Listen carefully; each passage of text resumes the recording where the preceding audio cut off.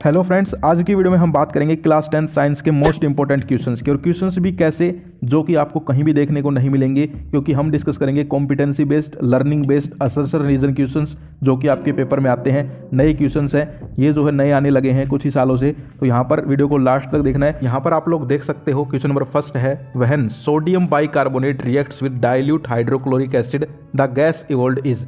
यानी कि सबसे पहले क्वेश्चन को पढ़ो, समझो कि क्या कह रहा है। अब जो है competitive question, learning based question ज़्यादा आते हैं, तो वही आपको देखने को मिलेंगे आज। तो इनमें दिमाग लगाना है, सबसे पहले क्वेश्चन को पढ़ना है, क्या कह रहा है समझना है, फिर आंसर करना है। तो देखो, कह रहा है सोडियम बाइकार्बोनेट को जब रिएक्ट करवाते हैं हाइड्रोक्लोरिक एसिड, अब आधों को यही नहीं पता हाइड्रोक्लोरिक एसिड क्या है, तो वो कैसे करेंगे क्वेश्चन। तो हाइड्रोक्लोरिक एसिड होता है HCl, सल्फ्यूरिक एसिड क्या होता है H2SO4, पता होगा सबको। तो देखो, सोडियम बाइकार्बोनेट लिख लो सबसे पहले, NaCO3 ले लिया हमने, उसके यहाँ पर रिएक्शन करवा रहे हैं मान लो HCl से, ठीक है, प्लस HCl कर दिया।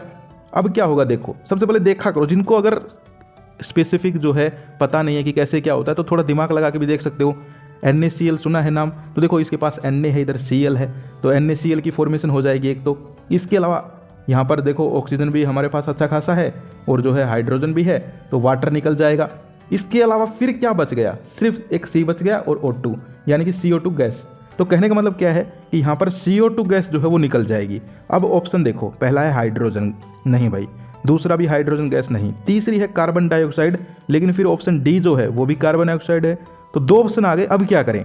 अब देखो क्या होगा, ऑप्शन सी पढ़ो, carbon dioxide it turns lime water milky, ठीक है।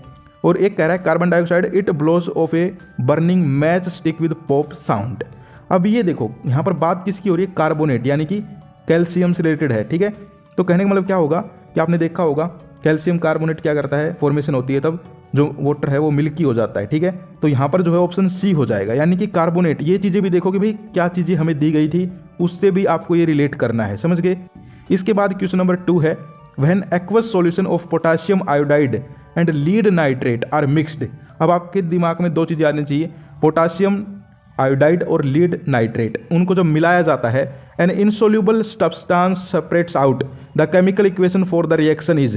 तो ये कहने की कौन सी केमिकल रिएक्शन सही है, ये बताओ रिएक्शन करके। अब देखो सबसे पहले इन्होंने क्या रखा है, पोटेशियम आयोडाइड। अब पोटेशियम क्या होता है, के होता है उसका, ठीक है, और आयोडीन का आई होता है, ठीक है। और उसका यहाँ पर जो है ये क्या करवा रहे हैं बताओ कमेंट करके, कि भाई यहाँ पर जो है लीड नाइट्रेट्स के साथ मिक्स कर रहे हैं। लीड भी आपको पता होगा Pb होता है, ठीक है। तो देखो इसमें क्या हो जाएगा, पहला ऑप्शन देखो Ki, ठीक है, PbNO3, Pbi कर दिया, KNO3 कर दिया। तो अब यहाँ पर जो है Pb इधर NO3 हो गया, तो पहला यहाँ पर जो है वो नहीं होगा। ऑप्शन बी देखो 2Ki और PbNO3 2, क्योंकि यहाँ पर इन्होंने क्या कहा है कि भाई लीड का नाइट्रेट है, ठीक है, लीड का नाइट्रेट है ये देख सकते हो आप लोग, ठीक है। इसके बाद क्या होगा, PbI2 बन जाएगा, ठीक है, पोटाशियम का आयोडाइड, और 2KNO3 ये बाहर हो जाएगा। तो ये जो रिएक्शन है ये मुझे सही लग रही है, और आप कमेंट करके बताओ इसका जो है बी ऑप्शन हो सकता है, क्योंकि इन्होंने जो बोला है उस हिसाब से हमें देखना पड़ेगा। होने को ये भी रिएक्शंस हैं, लेकिन इन्होंने जो बोला है कि भाई यहाँ पर जो है नाइट्रेट्स होते हैं, जो ऑक्साइड्स होते हैं वो हमें देखने पड़ते हैं, ठीक है। इसके बाद क्वेश्चन नंबर 3 जो है, a metal ribbon X Burns in oxygen with A dazzling white flame forming a white SY, the correct description of X and Y and the type of reaction is.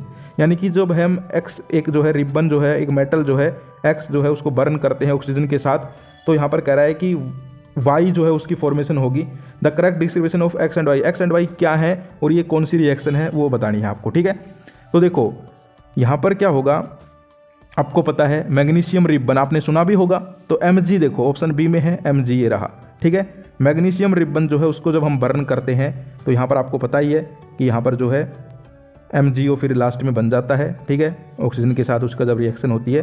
और यहाँ पर ये कौन से type की reaction है, combination reaction. तो X क्या है Mg और Y क्या है MgO, समझ गए, तो ऑप्शन बी हो जाएगा। इसके बाद क्वेश्चन नंबर 4 जो है, acid present in tomato is, इसके ऑप्शन दिखाने की जरूरत है। वैसे ही पता होगा कि भाई टमाटर में कौन सा एसिड है, तो ऑक्जेलिक एसिड होता है टमाटर में, ठीक है। इसके बाद हम आगे बढ़ते हैं, करें यहाँ पर क्वेश्चन नंबर 8 की, generally food is broken and absorbed with a body of organism, in which of the following organisms it is done outside the body. तो यहाँ पर बताया गया कि भाई जो फूड होता है जो जनरली हम फूड खाते हैं, सभी ऑर्गेनिजम्स खाते हैं, लेकिन ये ऑप्शन दिए गए इनमें से कौन है जो कि बाहर से यानी कि शरीर के अंदर नहीं ले जाता फूड को, बाहर से ही खाता पीता है। तो देखो हम इंसान तो है ही नहीं भाई, हम तो खाते हैं, ठीक है। तो इसमें जो मशरूम एक चीज़ होती है, मशरूम आपने देखे भी होंगे, ये क्या करते हैं, ये फंगस की तरह ट्रीट करते हैं, ठीक है, फंगस की तरह रिएक्ट करते हैं। ये बाहर ही जो है यहाँ पर केमिकल्स में तोड़ लेते हैं चीज़ों को और फिर जो है उनको ऑब्जर्व करते रहते हैं। तो यहाँ पर मशरूम हो जाएगा। ओके, इसके बाद जो है question number 9, receptors are usually located in sense organs. Receptors पढ़े हैं ना, जो कि हमें सेंसेस का प्रोवाइड करवाते हैं। Gustatory receptors are present in. Gustatory receptors जो है वो कहाँ होते हैं, ये पूछा है, ठीक है। तो यहाँ पर जो है टंग में होते हैं, यानी कि जीभ में होते हैं, जो कि हमें टेस्ट का फील करवाते हैं। जैसे तुम कुछ खाते हो तो तुम्हें टेस्ट किस वजह से आता है, क्योंकि रिसेप्टर्स हैं तुम्हारी जीभ में, गैस्टेटरी रिसेप्टर्स, ठीक है। तो इसका क्या हो जाएगा, टंग हो जाएगा, ऑप्शन ए। क्वेश्चन नंबर 10 है, a farmer wants to grow banana plants genetically similar enough to the plants already available in his field.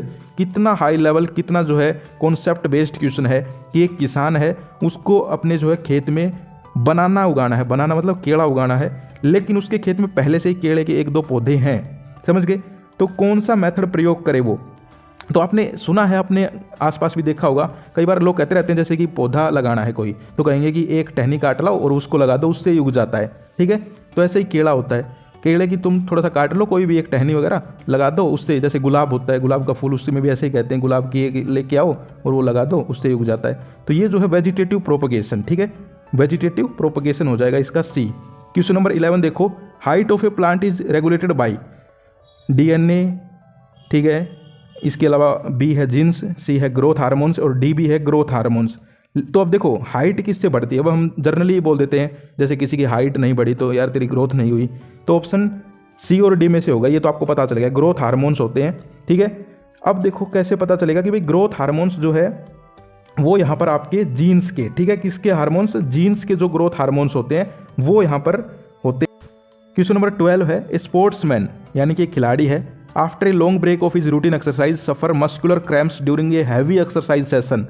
यानी कि आपने देखा भी होगा, ये तो जर्नली भी होता है, जैसे कि किस ने यहाँ पर फील किया है बताना। किसी दिन आपने बहुत ज़्यादा एक्सरसाइज कर ली, मान लो बहुत ज़्यादा दौड़ लिया आप लोग, फिर देखोगे थोड़ी देर बाद ही, यानी कि जैसे सुबह आप बहुत ज़्यादा दौड़ लिए तो शाम होते होते आपकी ये जो मसल्स होती हैं, ठीक है, जैसे पैर होते हैं, उनमें दर्द होने लग जाता है, कई बार बहुत ज़्यादा तेज़ दर्द होता है। एक दिन में ही आपने बहुत ज़्यादा जो है उठक बैठक निकाल ली तो भी दर्द होने लग जाता है। ये जो नीचे पिंडलियाँ होती हैं ना अपनी, यहाँ पर दर्द होने लग जाता है। या फिर आप मान लीजिए कई देर जो है हाथ ऊपर करके खड़े हैं तो आपके हाथों में दर्द हो जाता है, जैसे टीचर आपको खड़ा कर देते हैं। तो ये क्यों होता है ये पूछ रहे हैं, ठीक है। यानी कि आपने बहुत ज़्यादा एक्सरसाइज कर ली, उसके बाद आपको जो है अगर एक दिन में बहुत ज़्यादा कर ली तो आपको जो है पेन होने लग जाता है आपकी मसल्स में। क्यों होता है, क्योंकि यहाँ पर देखो ए ऑप्शन कह रहा है लैक ऑफ कार्बन डाइऑक्साइड, नहीं। बी है presence of oxygen formation of ethanol, नहीं। सी देखो lack of oxygen and formation of lactic acid. तो जहाँ भी लैक्टिक एसिड दिख जाए ना और ये क्वेश्चन दिख जाए कि भाई यहाँ पर जो है दर्द होने लग गया मसल्स में, तो समझ लाना इसका आंसर यही है, ठीक है, लैक्टिक एसिड बन जाता है। ये है यहाँ पर प्रॉब्लम कि भाई जब हम ज़्यादा एक्सरसाइज कर लेते हैं, अब ज़्यादा एक्सरसाइज करते हैं, आप देखते हो सांस जो है उफनने लगता है, तो यहाँ पर ऑक्सीजन की कमी होती है शरीर में और लैक्टिक एसिड बन जाता है। ये लैक्टिक एसिड जो है ये हमारी जैसे कि हमारे पैर की पिंडलियाँ हैं, यहाँ पर बन गया तो वहाँ पर दर्द होने लग गया, हाथों में बन जाता है, ठीक है, फिर अपने आप ही जो है ये डिजोल्व भी हो जाता है। तो ये लैक्टिक एसिड की वजह से होता है। तो लैक्टिक एसिड की फॉर्मेशन हो जाती है हमारे हाथ पैरों में, उसकी वजह से जो है हमें दर्द महसूस होता है, फिर वो 1-2 दिन में ठीक भी हो जाता है खुद ब खुद। इसके बाद क्वेश्चन नंबर 13 है, 13 देखिए, an object is placed in front of a convex mirror, its image formed is. अब जहाँ भी ऐसे क्वेश्चन आ जाए मिरर के, तो सबसे पहले ये देखा करो कि भाई कौन सा मिरर दिया गया है, कन्वेक्स बोला गया है या कॉनकेव।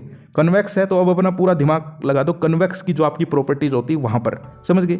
अब देखो ऑप्शन ए है at a distance equal to the object distance in front of the mirror, ठीक है भाई। At twice the distance of the object in front of the mirror, half of the distance behind the mirror, its position varies according to object distance. यानी कि ये कह रहा है कि भाई यहाँ पर एक ऑब्जेक्ट है जिसको हम फ्रंट में प्लेस्ड कर रहे हैं कन्वेक्स मिरर के, तो इसकी इमेज जो बनेगी, इसकी जो फोटो बनेगी, फॉर्म होगी, वो कौन सा यहाँ पर ऑप्शन सही कह रहा है। तो देखो ऑप्शन डी जो है कि भाई यहाँ पर जो है बिहाइंड द मिरर जो है बनेगी, यानी कि क्या होगा, इमेज जो बनेगी वो बैक में बनेगी, ठीक है, और वो वर्चुअल बनेगी, समझ गए। तो इसका ऑप्शन डी हो जाएगा। इसके बाद क्वेश्चन नंबर 14 है, when light enters the atmosphere, यानी कि जब लाइट एंटर करती है एटमॉस्फेयर में, हमारा जो ये पर्यावरण है, वातावरण है, इसके अंदर, तो यहाँ पर it strikes to extremely fine particles, वो जो है ये पार्टिकल उड़ते रहते हैं, तुम देखते हो, इनके साथ जो है टकराती है, which reflects the light in all possible directions, this is due to. अब ये किसकी वजह से होता है बताओ। तो इसका आंसर तो सभी को पता होगा, कमेंट करके जरूर बताना। मैं आपको 2 ऑप्शन दे देता हूँ लाइफलाइन, ऑप्शन ए या फिर बी या फिर सी, इनमें से होगा, बताओ किससे होता है। ठीक है, कमेंट करके बताना है। 14 का आपको देखता हूँ कितना पढ़ रहे हो। बहुत ईजी क्वेश्चन है, जैसे वो आया था ना अभी, टोमेटो में कौन सा एसिड है, ऐसे ही है, ये भी ईजी है। इसके बाद क्वेश्चन नंबर 15 जो है, in 1987 an agreement was formulated by the United Nations environment programme to freeze the production of X to prevent depletion of Y. X and Y represents, यानी कि आपने देखा होगा यहाँ पर एक्स एंड वाई, देखो सारे के सारे ऑप्शन से पता चल रहा है ozone CFC, CFC UV rays, CFC ozone. तो ये कह रहे हैं कि एक यहाँ पर जो है नेशंस ने एक प्रोग्राम बनाया था जिसमें उन्होंने क्या कहा था कि प्रोडक्शन करेंगे एक्स का to prevent depletion of Y, यानी कि प्रोडक्शन जो है उसको रोक दिया गया था। एक्स जो है एक चीज़ है उसको जो है रोक दिया गया था ताकि वाई को बचा सकें। तो एक्स और वाई क्या है ये पूछा है घुमा फिरा के। तो आपने सुना होगा CFC और ओजोन, 2 नाम सुने कि भाई CFC जो होते हैं क्लोरोफ्लोरोकार्बन, उनकी वजह से ऑक्सीजन को नुकसान पहुंचता है। तो क्या हुआ था इस प्रोग्राम के तहत, जो CFC है उनके फॉर्मेशन को रोक दिया गया था ताकि ओजोन को नुकसान ना हो, ओजोन को बचा सके। तो इसमें क्या हो जाएगा, 15 का बताओ, सी हो जाएगा। कि पहले में तो आएगा यानी कि एक्स तो क्या है CFC और वाई क्या है ओजोन।